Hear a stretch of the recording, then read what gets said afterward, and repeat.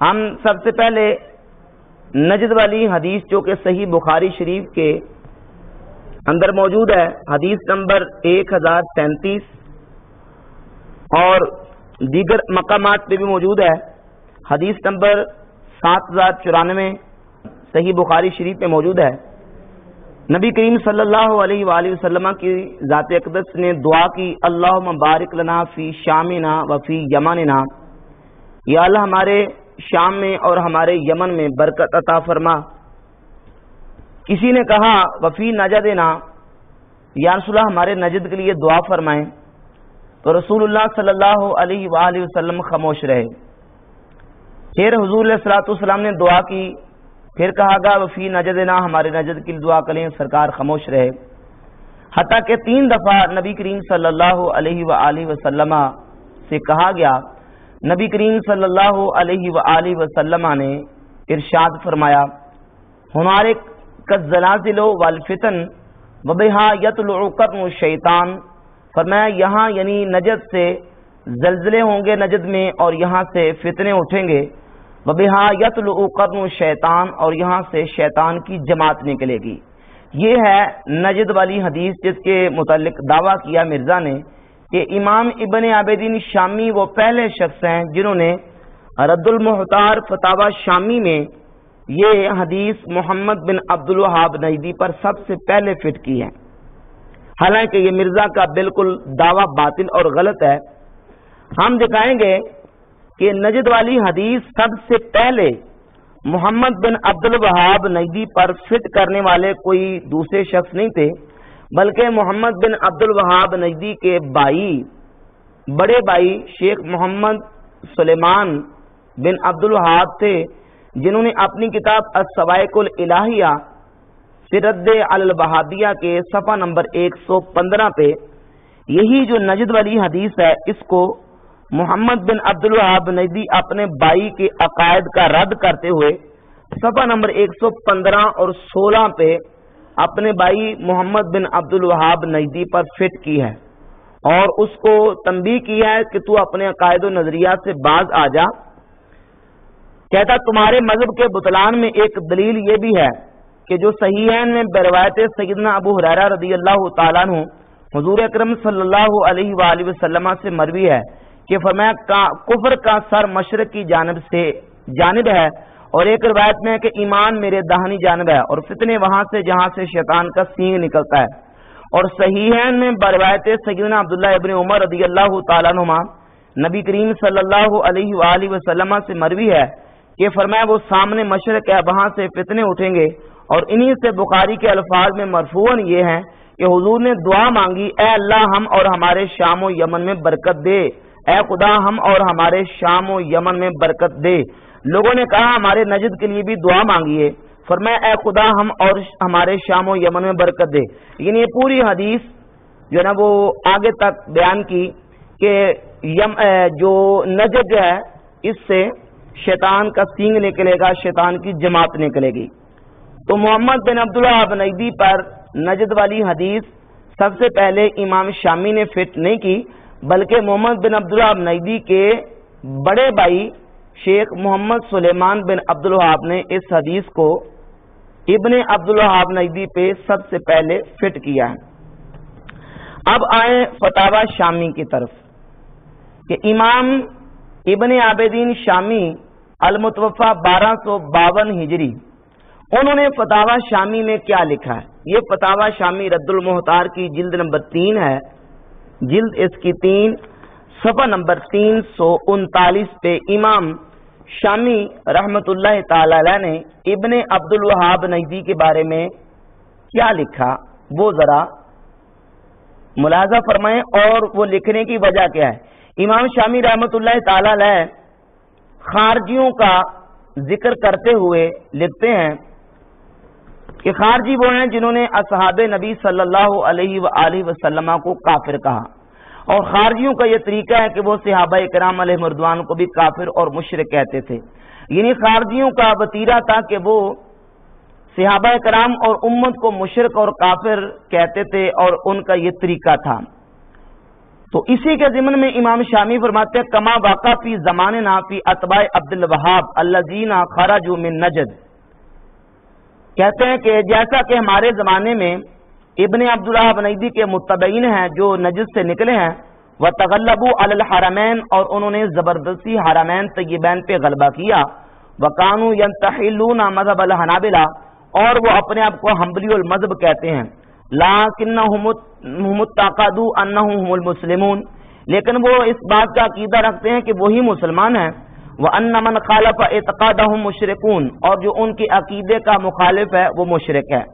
وَاسْتَبَاحُوا بِذَلِكَ قتل اہل سنت و قتل علمائہم، اور انہوں نے اہل سنت اور اہل سنت کے علماء کو قتل کرنا مباح قرار دیا، یعنی اہل سنت و جماعت کے علماء کو اور اہل سنت کو قتل کیا، جس طرح کے خارجیوں نے مسلمانوں کو مشرک کیا کہا اور مسلمانوں کو قتل ناحق کیا۔ وہ خارجی کیا کرتے تھے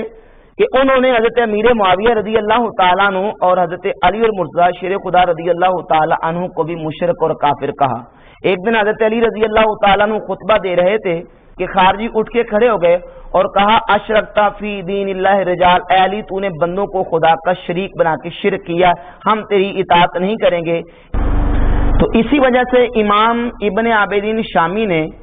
محمد ابن عبدالوہاب نجدی اور اس کے متبعین کو خارجی کہا کہ وہ بھی خارجیوں والا کام کرتے تھے اور اپنے سوا باقی تمام مسلمانوں کو مشرک اور کافر سمجھتے تھے۔ اس کے چند نمونے میں ان کتابوں سے پیش کروں گا جو علماء نجدیہ کی طرف سے شائع ہوئیں، اور باقاعدہ حجاج اور معتمرین کو وہ کتابیں دی جاتی ہیں جن کتابوں میں امت مسلمہ کو مشرک اور کافر قرار دینے کی ناکام کوشش وہ کرتے ہیں۔ یہ کتاب چھپی ہے شیخ الاسلام محمد بن عبد الوہاب۔ اس کتاب کو حکومت نے شاعت کے فری تقسیم بھی کیا۔ شیخ احمد عبدالغفور عطار کی اس میں صفحہ نمبر 155 پہ لکھتے ہیں کہ شیخ الاسلام صاف صاف اعلان کر رہے تھے کہ جس طرح رسول اکرم صلی اللہ علیہ وآلہ وسلم نے ان لوگوں کے خلاف اعلان جہاد کیا جنہوں نے آپ کی دعوت کو قبول نہ فرمایا، اسی طرح مجھے بھی ان لوگوں کے خلاف تلوار اٹھانا ہے جو عقائد کی بیماریوں میں جکڑے ہوئے ہیں۔ جو لوگ اپنے عقائد کی اصلاح کرتے ہوئے ہماری تحریک کے رکن بن جائیں ان کا خون اور مال محفوظ ہوگا، یعنی جو ان کے عقیدے کو مان لیں گے اہل سنت عقیدے والے تو ان کا خون اور مال محفوظ ہے، ان کو کچھ نہیں کہیں گے، وگرنہ جزیہ ادا کرنا پڑے گا، یعنی جس طرح کافر جزیہ دیتے ہیں اہل سنت کے علماء کو ابن عبدالوہاب نجدی اور اس کے متبعین کو جزیہ دینا پڑے گا۔ اگر جزیہ کے ادا کرنے سے بھی انکار کریں گے تو پھر تلوار اٹھانے کے علاوہ کوئی صورت نہیں۔ یہ دیکھیں صفحہ نمبر 155 پہ کہ ابن عبدالوہاب نجدی جب آئے تو انہوں نے آ کے حرمین طیبین کے لوگوں پر تلوار اٹھائی اور کہا کہ جو میرے عقیدے کو مانے گا اس کو میں معاف کر دوں گا، مال بھی محفوظ ہے، جان بھی محفوظ ہے، اور جو نہیں مانے گا اس کو تلوار کے زور پر اس سے جزیہ لیا جائے گا، جس طرح کافروں سے جزیہ لیا جاتا ہے۔ صفحہ نمبر 164 پہ بھی اسی طرح کی عبارت شیخ احمد عبدالغفور عطار نے ابن عبدالوہاب نجدی کے حوالے سے لکھی ہے کہ اسی طرح شیخ الاسلام نے دیکھا، یعنی ابن عبدالوہاب نجدی نے، کہ ان کی بیماری خطرناک صورت اختیار کر چکی ہے تو مجبور ہو کر ان کے مقابلہ میں تلوار پکڑ کر میدان میں اترتے ہیں۔ خیال ہے کہ نیکی کے فروغ اور برائی کے استحصال کے لیے جنگ کرنے کا نام شریعت مطہرہ میں جہاد ہے، اور اس کی مشروعیت سے کون انکار کر سکتا ہے۔ یعنی مسلمانوں کے خلاف جہاد کیا اپنے طور پر اور ان کو تلوار کے زور پر اپنا عقیدہ منوایا، جو نہیں مانا اس کو قتل کر دیا۔ یہ تھے ابن عبدالوہاب نجدی صاحب کے مسلمانوں کے خلاف خیالات۔ یہ کتاب ہے فتح المجید۔ اس کتاب کے صفحہ نمبر 6 پہ لکھتے ہیں فتح المجید کتاب و توحید کی شرح میں کہ ابن عبدالوہاب نجدی کے آنے سے پہلے عرب شریف کے علاقے کی کیا حالت تھی، لوگ کس طرح زندگی گزارتے تھے اور ان کے عقائد و نظریات کیا تھے۔ صفحہ نمبر 6 پہ لکھتے ہیں وَتَصَدَّى لِدَعْوَةِ أَهْلِ نَجْدٍ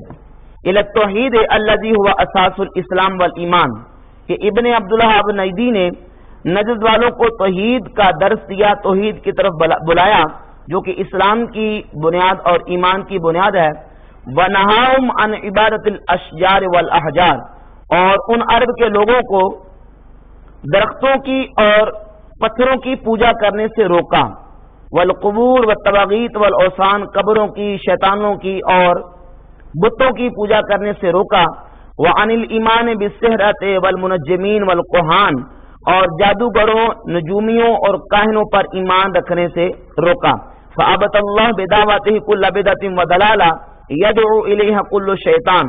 کہ ہر بدعت اور ہر گمراہی جس کی طرف شیطان بلاتا ہے، اس بدعت اور گمراہی سے اللہ تعالیٰ نے ان کے ذریعے اس گمراہی اور بدعت کو باطل کر دیا۔ وَأَقَامَ اللَّهُ بِهِ عَلَمَ الْجِهَادِ، اور اللہ نے ابن عبدالوہاب نجدی کے ذریعے جہاد کا پرچم بلند کیا، وَدَحَضَ بِهِ شُبْهَ الْمُعَارِضِينَ مِنْ أَهْلِ الشِّرْكِ وَالْإِنَادِ، اور اہل شرک کے شبہات کو دور کر دیا۔ یعنی محمد بن عبدالوہاب نجدی کے آنے سے پہلے عرب شریف کے لوگ بتوں کی عبادت کرتے تھے، نبیوں کی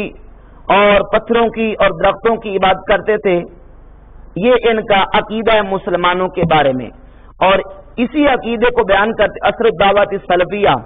یہ مدینہ یونیورسٹی کے استاد ہیں شیخ حمود بن احمد الرحیلی، اس کتاب کے صفحہ نمبر 23 پر ابن عبدالوہاب نجدی کے حوالے سے لکھتے ہیں کہ جب محمد بن عبدالوہاب نجدی عرب شریف میں اپنی دعوت کو لے کر اٹھے تو اس وقت عرب شریف کی حالت کیا تھی؟ لکھتے نشأ امام العلامہ والداعیۃ المجدد شیخ الاسلام محمد بن عبدالوہاب بن سلیمان التمیمی فی القرن الثانی عشر، محمد بن عبدالوہاب نجدی 12ویں صدی میں آئے، فی زمان، ایسے زمانے میں اشتدت فیہ غربت الاسلام، جس میں اسلام بالکل اجنبی اور غریب ہو چکا تھا، وغلب علی اہل الجہل والبدع والخرافات وعبادت الانبیاء والصالحین والاشجار والاحجار،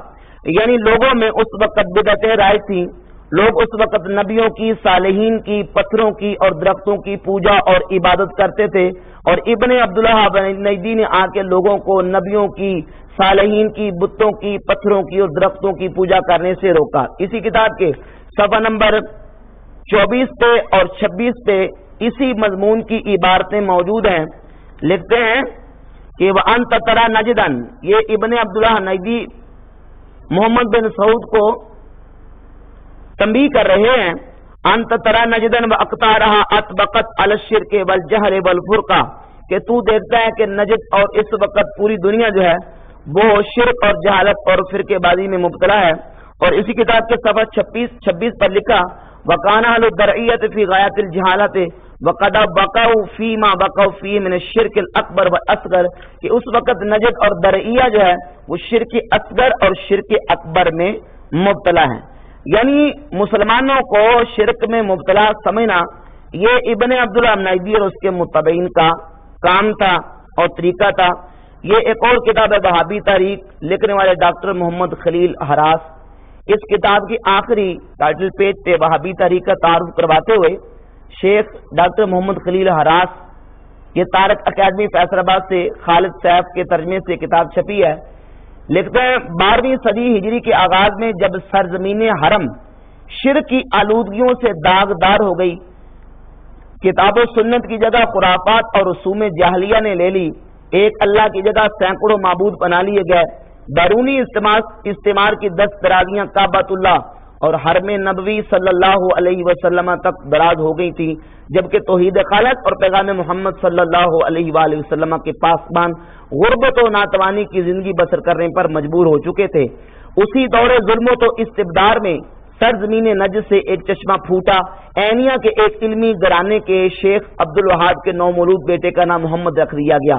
یہی محمد بن عبدالوہاب قولوا لا الہ الا اللہ تفلحوا کی صدائے حیات بخش کے منادی بنے۔ اسی امام وقت کی نصرت و تائید کا تاج قدرت الہی نے مؤسس خاندان سعودیہ امیر محمد بن سعود کے سر پر رکھ دیا۔ دنیا کو توحید کا بھولا ہوا سبق یاد دلانے کا یہ عہد و پیمان اس عظیم انقلاب کی بنیاد بنا جس نے کتاب و سنت کے چراغ روشن کیے، مسلمانوں کے عقائد و اخلاق کی اصلاح کی اور جزیرۃ العرب کے علاوہ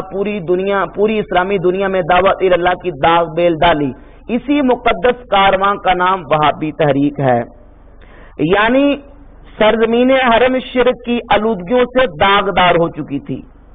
یعنی ابن عبدالوہاب نجدی کے آنے سے پہلے مسلمان شرک اور کفر میں مبتلا تھے، تو مسلمانوں کو کافر اور مشرک کہنے میں یہ اتنے جری اور بے باک تھے یہ کتاب ہے شرک اور اس کے وسائل، ایک دوسرا نمونہ بھی ملاحظہ فرمائیں۔ اسی کتاب کے صفحہ نمبر 46 پہ لکھا ہے کہ غرض جو کچھ ہندو اپنے بتوں سے کرتے ہیں وہ سب کچھ یہ جھوٹے مسلمان انبیاء اور اولیاء اور اماموں اور شہیدوں اور فرشتوں اور پریوں سے کر گزرتے ہیں اور دعویٰ مسلمان کا کیے جاتے ہیں۔ اور سبحان اللہ، یہ منہ اور دعویٰ سچ فرمایا اللہ تعالیٰ نے سورہ یوسف میں، وما یؤمن اکثرهم باللہ الا وهم مشرکون، نہیں مسلمان اکثر لوگ مگر شرک کرتے ہیں، یعنی مسلمان اکثر مشرک ہو چکے ہیں، شرک کرتے ہیں وہابی اور نجدی عقیدے کے مطابق،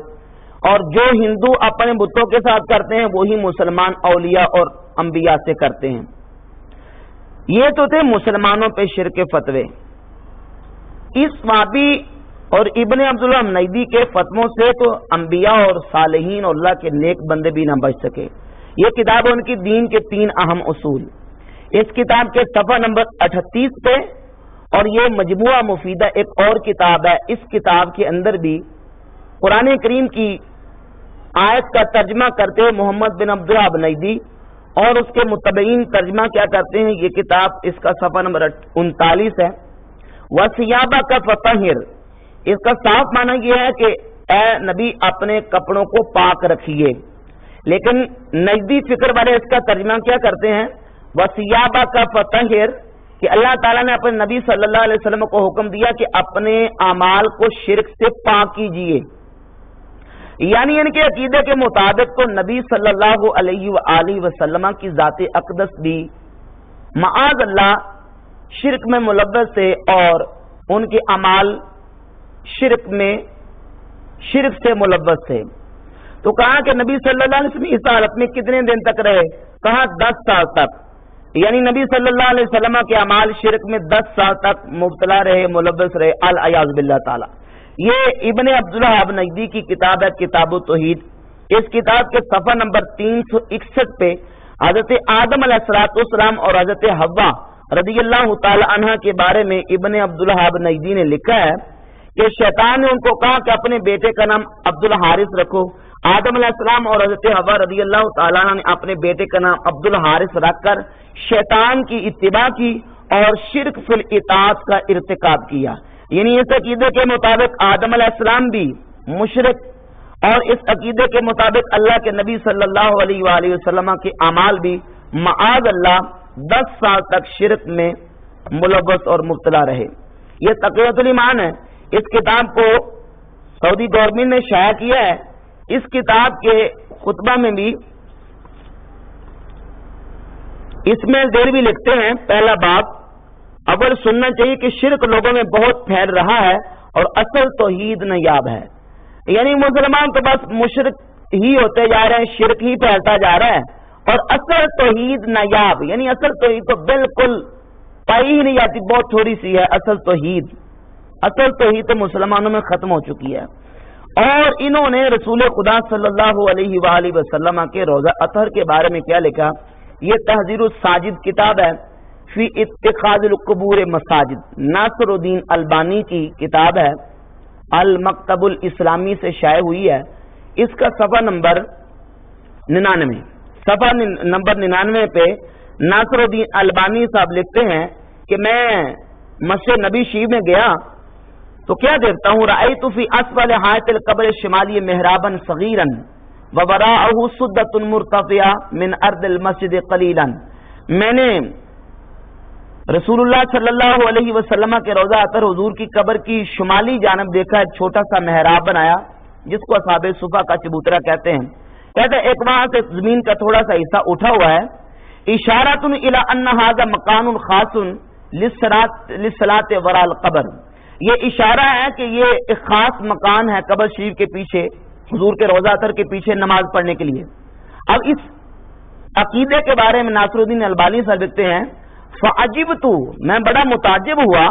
حینئذ اس وقت، کیف ظلت ھذہ الظاہرۃ البصریہ قائمۃ حتی فی عہد دولت التوحید، کہتا ہے توحید کے ملک میں یہ ظاہر بت پرستی دیکھ کر میں بڑا متعجب ہوا کہ مسلمانوں کے اور اہل توحید کے ملک میں یہ بت پرستی کیوں ہو رہی ہے۔ رسول اللہ صلی اللہ علیہ وآلہ وسلم کے قبر شریف کے پیچھے جو اصحاب صفا کا چبوترا جہاں لوگ برکت کے لیے نماز پڑھتے وہاں نماز پڑھنے کو ظاہر بت پرستی کا ہے. یہ جامع الفرید